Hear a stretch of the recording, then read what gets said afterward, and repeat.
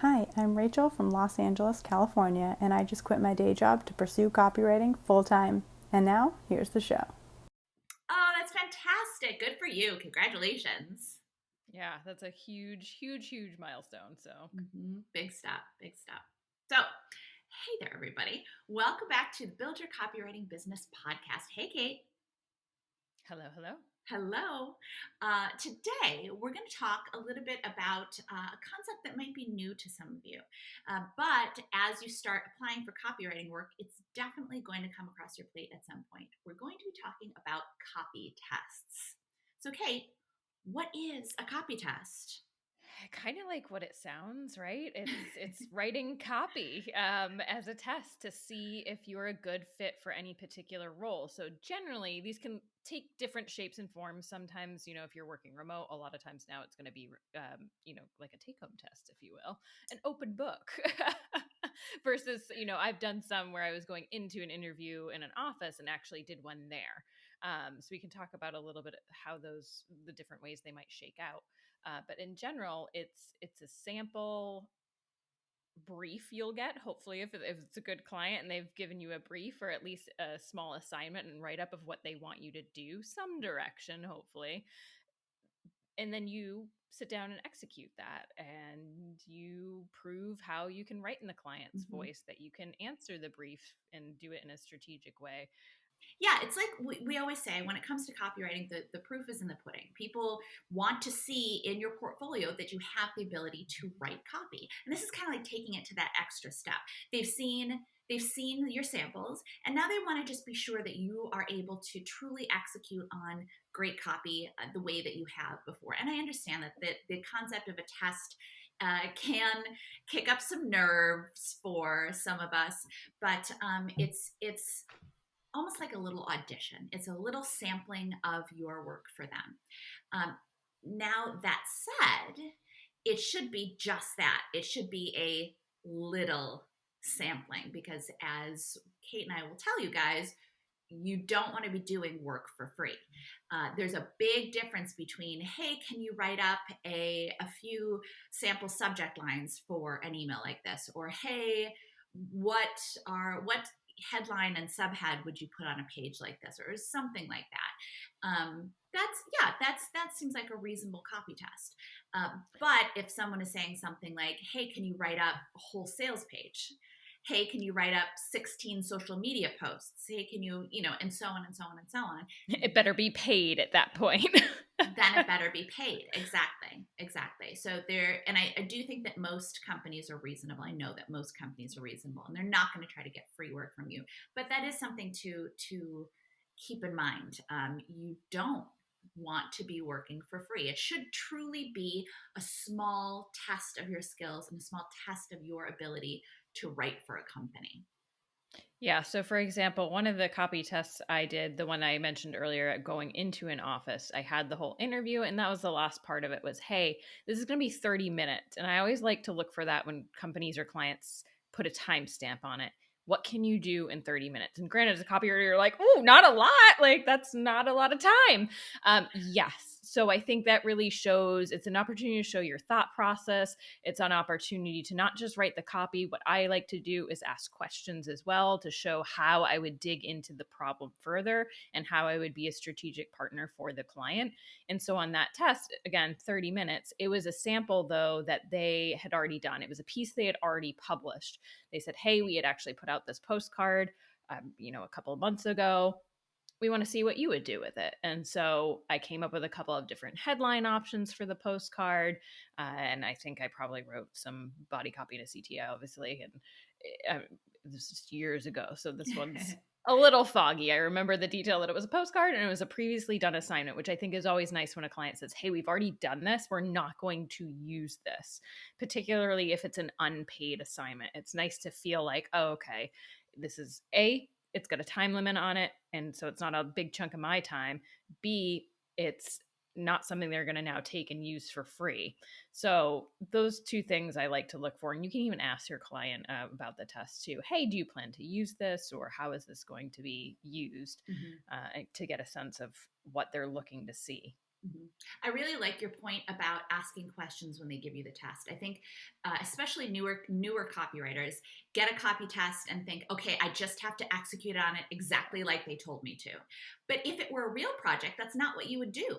If you got a real project from a client, you'd say, okay, this is super. I just need to ask you a few questions to make sure I can execute as well on this as I can. So who's the target audience, and what have you done like this in the past, and what are we trying to get them to do here, and all of that kind of information around the project, because that is essential information to making sure that you do any project well, whether that's a paid project or whether it's a copy test. And frankly, just by asking those questions, you can set yourself apart from other copywriters who are getting the test and just go, oh, okay, I just have to write this test, I have to do this, and Yep. because I really want this job, so I'm just going to be quiet and I'm going to turn it in. But you, as that trusted professional, would ask the questions in a normal scenario. So don't go against your gut. Treat this project truly the way you would treat a real project. Don't just, there's it. Obviously, you are writing to your best ability, but it's not just about writing. It's about how you are as a partner, as a copywriter in the full sense of the word, not just sitting down and writing to a brief or writing to a Yep. request.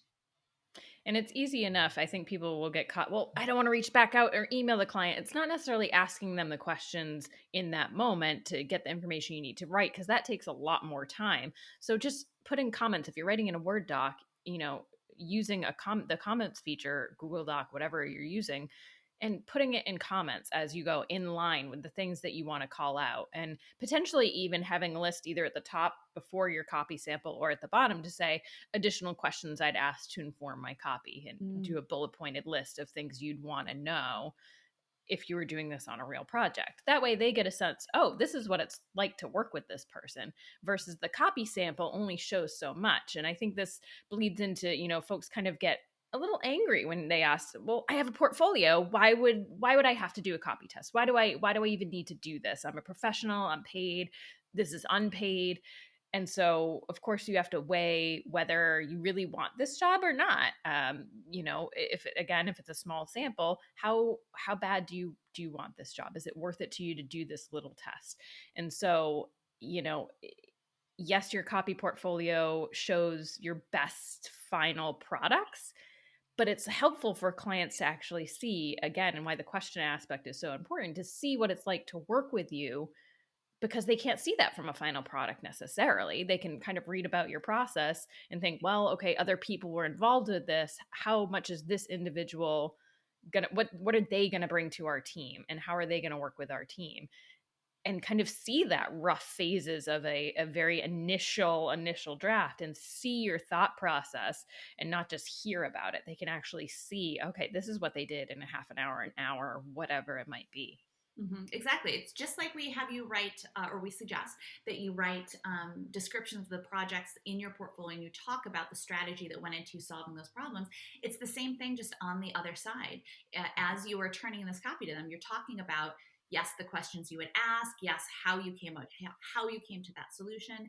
I think that's a really great point, Kate. That the end result, the samples in your portfolio are obviously very, very, very clear, but the end result doesn't tell the whole story. And to your point, Kate, a client doesn't know whether, yes, they got to a great result, but the copywriter was a pain to work with, or they got to a great result, but the creative director had to drag them kicking and screaming. So it just gives a client, the thing is that hiring anybody is inherently risky. You can have the most fantastic portfolio in the world, but because they haven't worked with you before, and they don't know your skills, they don't know what it's like to work with you. And this is not just, copywriters, it's inherently risky to hire anyone. You just never know what you're truly going to get. Hiring anyone is kind of like cross my fingers, I feel like 85% good about this, let's give it a shot. And yes, when you're hiring a freelancer, or on staff there's obviously a little bit more commitment, but even when you're hiring a freelancer, it's still like, all right, they're going to get money to some degree. We want to make sure you don't want to waste money on someone that you bring in, because it turns out they can't actually do what they said they could do. And again, I'm not saying that anybody who's listening is not able to do that, but what the copy test lets you do, it's an opportunity to prove that you can do what you said you could do. So yes, they may make you a little bit nervous.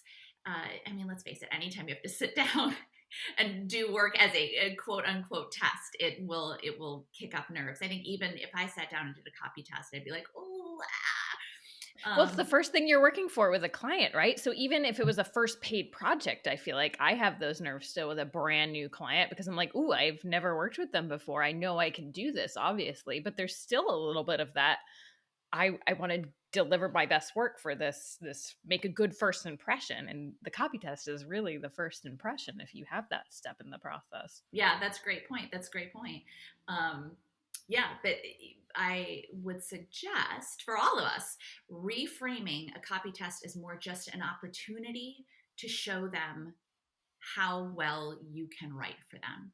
You've shown in your portfolio, you've shown how well you have written for your past clients. Now, this is your opportunity to show them how well you can write for them. Yeah, absolutely. And so think of it, put yourself in their shoes for a little bit too, to the point Nicki was making before. When they're hiring you, think about if you were hiring a copywriter to work for you. If you want to start outsourcing work, there's a lot of ramp up time. And that ramp up time to get them ramped up is money you could be making helping your clients. So there's a lot at stake in terms of the actual bottom line. And if they bring in the wrong person and spend a lot of time trying to work with that person and then have to inevitably hire someone else down the line, they've wasted a lot of time and resources and energy on that process. So they want to get it right. Mm-hmm. So if you think about it from that sense, and if you ever decide to hire copywriters to work, with you down the line, you're going to have to go through that process too and decide, do I want to give them a copy test? Is their portfolio reflective of the work that they can do?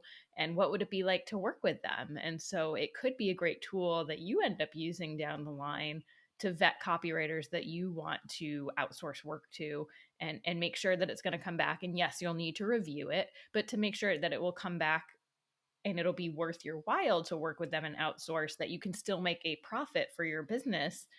Because otherwise, if you spend too much time reviewing their work, it's not going to make any sense. It doesn't make sense then, right? To outsource that individual. Yeah, absolutely. Reviewing their work, fixing their work. Yeah. Mm-hmm. It's just a copy test just gives an employer, or you, again, if you're going to outsource eventually, it gives you that much more confidence that this is the right person for you. It's not, again, it shouldn't be a ton of free work. So if you're talking to a company and they want you to do a lot of work for free, that should be at the least a yellow flag, if not a red flag. And remember that you don't have to take work from every single client that's out there. There are so many clients. You can walk away from a client that gives you a weird gut feeling. If you're going, and you can always ask them too, though. Hey, I noticed that you want 3 social media posts, 1 product description, and an email. That's a lot of work. Is there any opportunity to make this a paid copy test, a paid assignment? And if they say no, then okay, you have that information, but you can always use that as a tool before saying, okay, I'm walk away, bye. And I would highly recommend for anyone that does say bad vibes, even if you get bad vibes and you don't want to move forward with a copy test, just let them know, to say, hey, thank you so much for this opportunity. Unfortunately, this is a lot of work that I can't do unpaid because I have so many other clients or opportunities, however you want to kind of phrase that. But don't burn a bridge. Don't ghost them. You don't like it when clients ghost you. So give them the benefit of giving feedback, because that's important feedback for them to know. If they get enough copywriters telling them, I'm not going to do this for free, then maybe that'll start changing their mind of how they position a copy test or the type of copy test they want their candidates to do. Yeah, absolutely. And I love that you said too, unpaid work versus work for free. Because I think that there's oh, you're asking me to work for free. That's going to set a big rift between you and this potential client. But I think putting it as unpaid work is a lot more it's a lot more reasonable. There's a lot less emotion behind it. And then the thing is too, you can say, I think this is going to end up being more unpaid work than I'm available for. You could also say, this is going to be more unpaid work than I'm available for. What I can do is I can write you the email, Yeah. or offer it. It's a negotiation. Offer what you're willing to do. If they ask for 3 social media posts, 3 product descriptions, 3, say, all right, I can do 1 social media post, 1 product description, and even frankly those and an email would be a lot, but or I can do an email or something like that. If what they originally proposed was too much, it doesn't necessarily have to be a yes or no. You can propose what you would be willing to do. And the thing is too, is that remember that clients they're not professional clients. Somebody may have said, oh yeah, we need to do a copy test. Well, we need to know how they write emails, and we need to know how they write stuff, social media. We need to know how they write product script, and we need to know, okay, so let's have them write 3 of these, 3 of these, and they may just be passing along without actually going, oh wait, this is actually a lot of work. It's an opportunity to gently, like we kind of talk about, we coach our clients how to be better clients. And this is that opportunity to say, well, actually, this is a more unpaid work than I generally do. Happy to do a copy test, absolutely. However, this is generally larger than a copy test than I generally do for a client. Not these exact words, you guys know. Don't be sitting and writing this down. We don't perform copy. We do not. No, we're not extemporaneous copywriters. But to say, but I would happy to do, this part of it or whatever. It does not have to be necessarily a yes or no in that moment or in that instance. If something doesn't work for you, come back to them with what would work for you and make it open that dialogue. Because again, it's like Kate was saying, they may not realize, or any number. There are any numbers. It goes back again to not making assumptions about what's going on at that company, what's going on in your potential client's head, and all that kind of thing.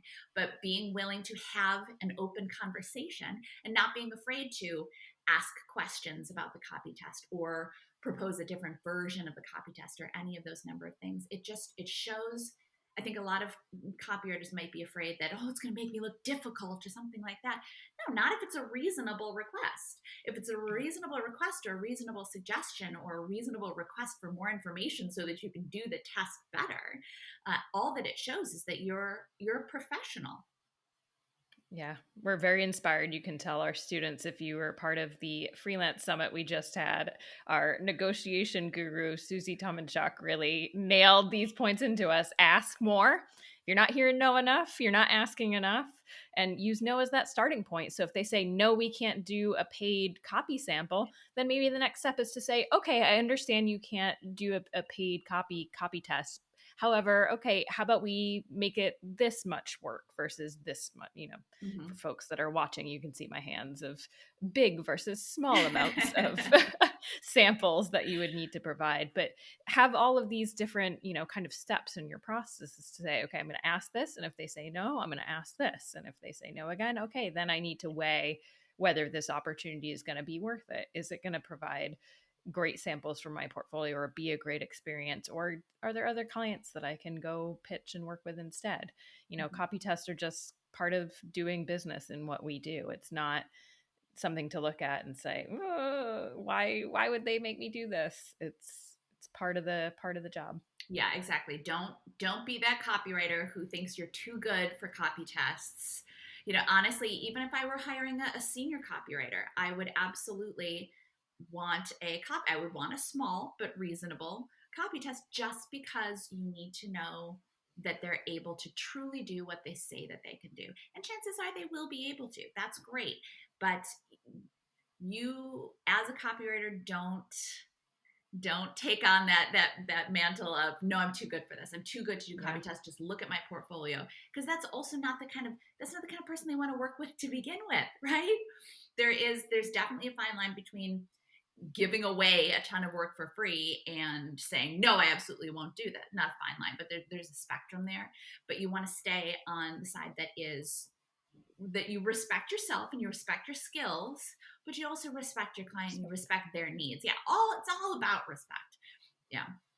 Yeah, absolutely. Yes. Okay. So but really when you are applying for a position or a role that has a copy test, we hope this episode has given you some insight, helped to make it a little bit less nerve-wracking, but also maybe even more so to come back to that copy test and not just think about it in terms of the copy that you're writing, but also the questions that you're asking around it, because that does so much to demonstrate your skills as a copywriter. So we know you just finished listening to this, but maybe make a note of this one and save this one for the future when you have that copy test to get you kind of ramped up and ready to do your very, very best. So we will catch you on the next episode.